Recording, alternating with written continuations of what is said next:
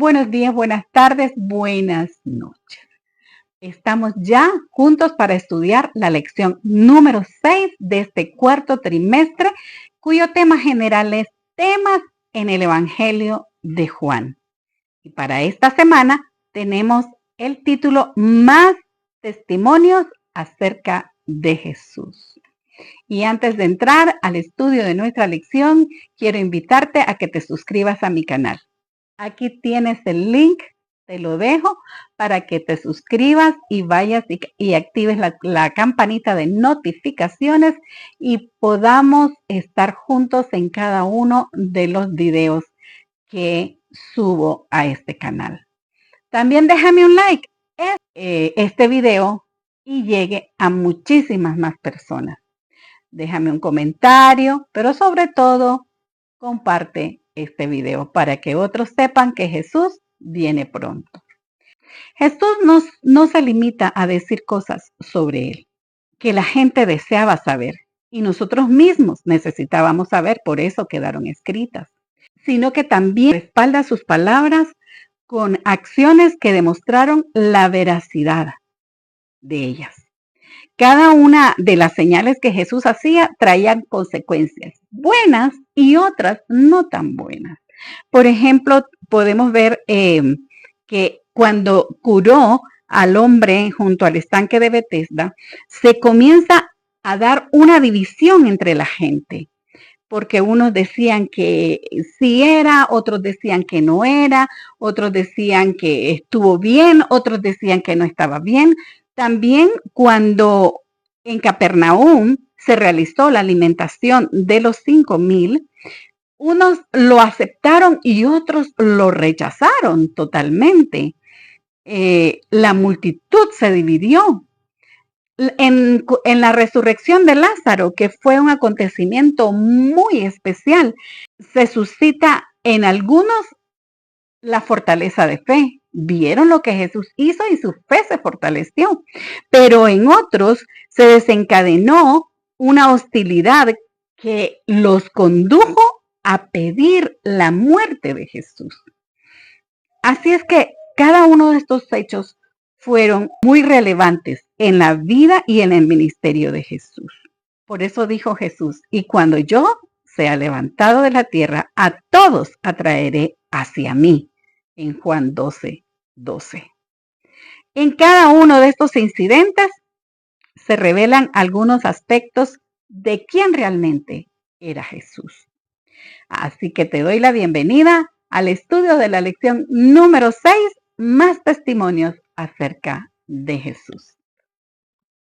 La primera parte de la lección lleva por título Humildad. Juan el Bautista vuelve a dar testimonio. Y es admirable la humildad del precursor de Jesús. Juan en ningún momento ni por broma se adjudicó el lugar de Jesús. Nosotros debemos de tomar en cuenta que Juan, al igual que Jesús, fueron enviados por Dios. Cada uno con una misión diferente. La de Juan era preparar el camino al Salvador del mundo. La de Jesús era salvar al mundo. En la lección número 2 vimos cómo el testimonio de Juan llevó a los primeros discípulos, Andrés, Juan, Pedro, Felipe, Natanael, a Jesús. Cabría esperar que el Bautista desapareciera de la escena tras dar ese testimonio, pero reaparece varias veces en el Evangelio de Juan. Los discípulos de Juan llegan ante su líder llenos de celo y le dicen, aquel del que tú dijiste que era el Cordero de Dios, ahora anda bautizando con sus discípulos. Y entonces, ¿qué hacemos? Y entonces Juan les habló claro. A él le conviene crecer y a mí menguar. Juan tenía claro cuál era su ministerio y hasta dónde iba a llegar. En la cita para el estudio de hoy, que se encuentra en Juan 3:25 al 36, Juan se compara a sí mismo con el amigo del novio y Jesús con el novio. La novia sería el pueblo de Dios. Luego las palabras que muestran la verdadera grandeza de Juan dice, él tiene que crecer y yo menguar. Así que la comparación entre Juan y Jesús destaca la superioridad del Mesías respecto de su precursor. Y él estaba consciente de eso. Ojalá que todos los líderes y predicadores de este hermoso evangelio tuvieran la humildad de Juan. Pero, ¿te has puesto a pensar en cuán lejos de esta situación, de esta humildad, están muchos de esos líderes? Especialmente los de aquellas mega iglesias que no quieren en ningún momento desaparecer para darle lugar y que Jesús aparezca por ellos. Ellos lo que quieren es riqueza, es grandeza. Siempre debemos de recordar la humildad que el precursor de Jesús dejó como ejemplo para nuestros líderes. A Jesús es al que debemos de exaltar cuando nosotros predicamos su palabra. La segunda parte de la lección lleva por título Una nueva concepción acerca del Mesías. Y el estudio está basado en Juan 1, 32 al 36. Cuando Juan presenta a Jesús, Juan el Bautista, presenta a Jesús, después que lo bautizó y que vio al Espíritu Santo descender sobre él y que permaneció allí sobre Jesús en forma de paloma, lo presenta como el Cordero de Dios que quita el pecado del mundo. Pero los judíos esperaban la venida de un Mesías que los libertara del dominio de Roma. Creían que el Mesías no solo derrocaría a Roma, sino además los convertiría en una nación grande y poderosa. Juan quiso con su evangelio cambiar la idea que tenían del Mesías para que reconocieran en Jesús el cumplimiento de las profecías acerca del rey que vendría y de su misión. Juan el Bautista dice, yo no lo conocía. ¿Cómo pudo entonces reconocer Juan al Mesías? Dios le dio una señal y le dijo, cuando veas que el Espíritu Santo desciende y permanece en él, entonces ese es el Mesías. Y Juan lo vio en el momento de su bautismo. La salvación no proviene de la filosofía mundana, de la ciencia o de la educación superior. Aunque ninguna de estas es malo, pero la salvación no proviene de ninguna de ellas. Solo llega de parte de Dios a los corazones que responden con fe y obedecen a Jesús.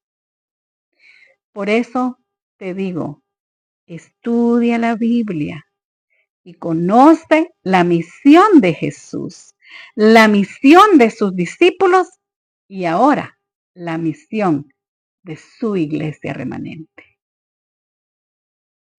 La tercera parte de nuestra lección lleva por título Aceptación y rechazo. Y está basada en Juan 6, 51 al 71. En la ocasión de la alimentación de la gran multitud, Jesús humanamente se sentía contento de poder predicarle a semejante cantidad de personas, pero divinamente se sentía un poco decepcionado porque esa gente, él sabía que solo andaba buscando pan y comida, solamente eso buscaban en él. Por eso Jesús les dijo, el pan que yo daré es mi carne, la cual yo daré por la vida del mundo. Pero ellos, ¿cómo respondieron a este ofrecimiento que hizo Jesús? Vamos a leer en Juan, el capítulo 6, el verso 52 en adelante. Dice, entonces los judíos contendían entre sí diciendo, ¿cómo puede éste darnos a comer su carne? Jesús les dijo, de cierto os digo, si no coméis la carne del Hijo del Hombre y bebéis su sangre, no tenéis vida en vosotros. El que come mi carne y bebe mi sangre tiene vida eterna, y yo le resucitaré en el día postrero. Luego nos saltamos hasta el verso 60, que dice, al oírlas, estas palabras que Jesús les estaba diciendo, muchos de sus discípulos dijeron, dura es esta palabra. ¿Quién la puede oír? Pero vamos a ir al 66, donde dice que desde entonces muchos de sus discípulos volvieron atrás y ya no andaban con él. Si hay una cosa que tuvo Jesús y que nosotros debemos de imitar, es predicar el evangelio de verdad. A veces nosotros queremos ocultar algunas cosas del evangelio para atraer a las personas. Hay muchos que basan su predicación solamente en el evangelio de la prosperidad. Otros basan su predicación únicamente en el evangelio del amor. Todas estas cosas están contenidas en el evangelio, pero no es el evangelio completo. Debemos de predicar el evangelio completo.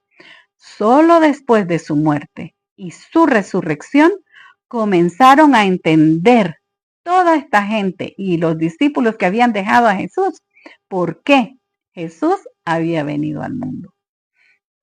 Lo mismo es ahora. Multitudes dicen creer en Jesús cuando saben que es capaz de suplir sus necesidades.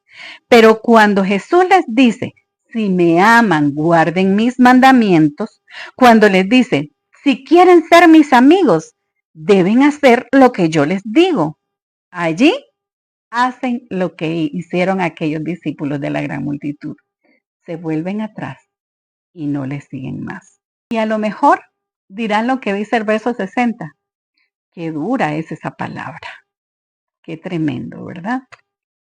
Dios quiera que tú mires a Jesús y creas en el evangelio completo, no solamente en las partes que te convienen en diferentes situaciones.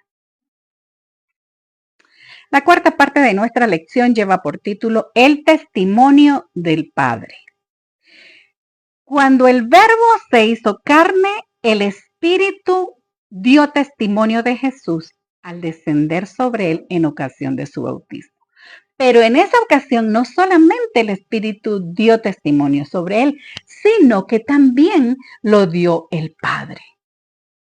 Jesús dice que el Padre lo envió y así como lo envió, también testifica de él. Nuestro estudio está basado en Juan 5, 36 al 38. Y nosotros podemos encontrar muchos testimonios de muchas personas acerca del ministerio de Jesús, pero el testimonio que el Padre da acerca de su Hijo es importantísimo para nosotros, porque eso es lo que sostiene la divinidad de Jesús, el testimonio del Padre, el testimonio del Espíritu Santo. Y Mateo, Marcos, Lucas, Pedro inclusive en su carta escribieron acerca de este testimonio que el Padre dio acerca del Hijo. Mateo escribió en su evangelio que el Padre testificó con voz audible a los que creían que Jesús era su Hijo amado.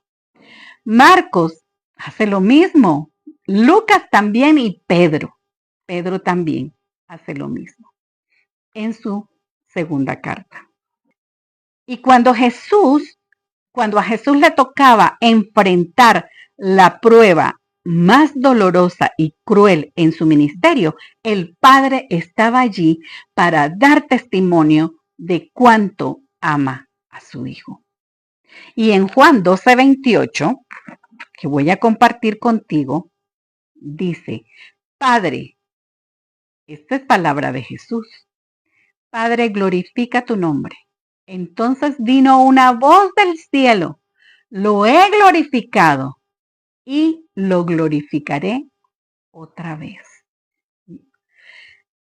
Es maravilloso y allí vemos manifiesta una bella evidencia de los lazos de amor que unen al Hijo con el Padre y que durante el ministerio del Hijo que vino a cumplir con el propósito que el Padre lo había enviado, allí estuvo siempre presente el Padre, siempre presente con su Hijo.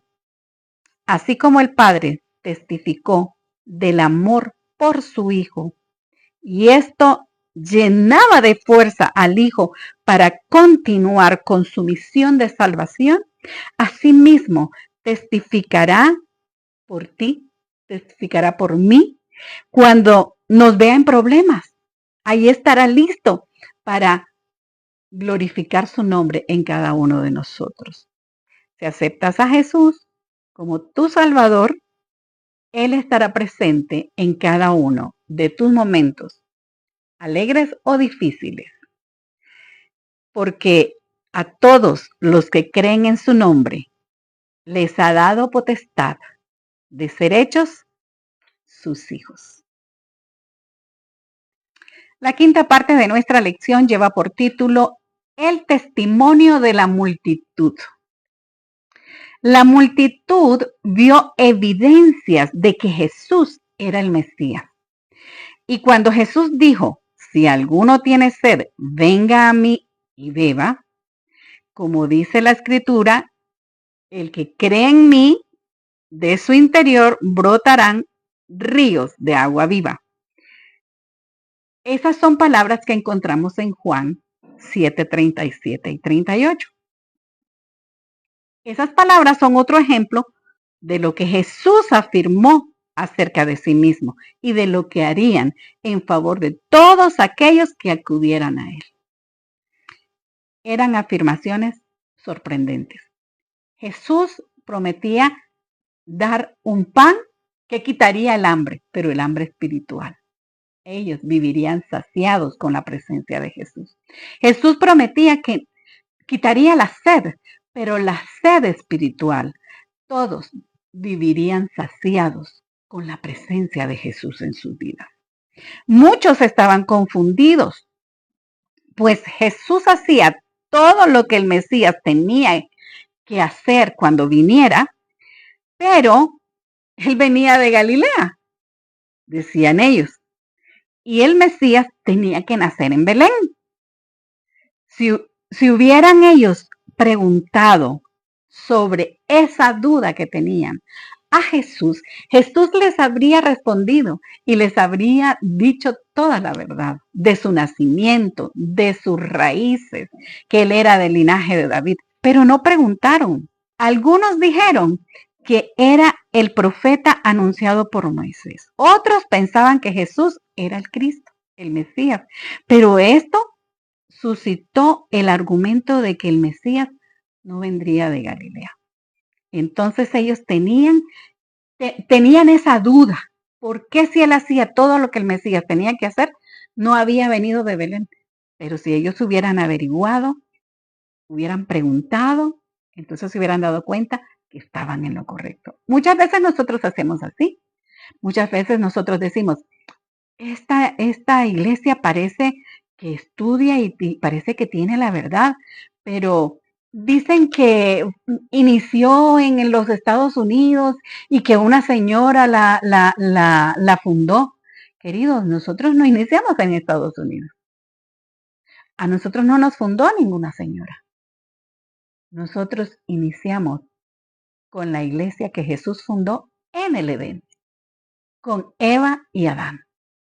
Por supuesto, ha sido un proceso desde que entró el pecado, un proceso en el cual Jesús siempre ha sacado su remanente de la iglesia que se le desvía. Pero gracias al Señor, que esta es la última iglesia. Esta iglesia no se va a desviar. Esta iglesia le dará la bienvenida a Jesús. Recuerda una cosa, Jesús no viene por una denominación, viene por su iglesia.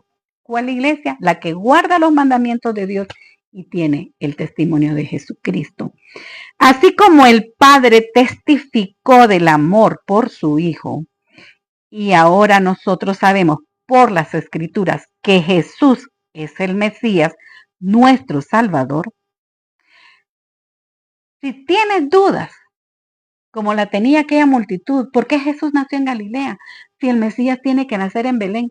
Si hubieran ellos investigado, se hubieran dado cuenta que Jesús sí era el Mesías, pero solo se quedaron con la duda.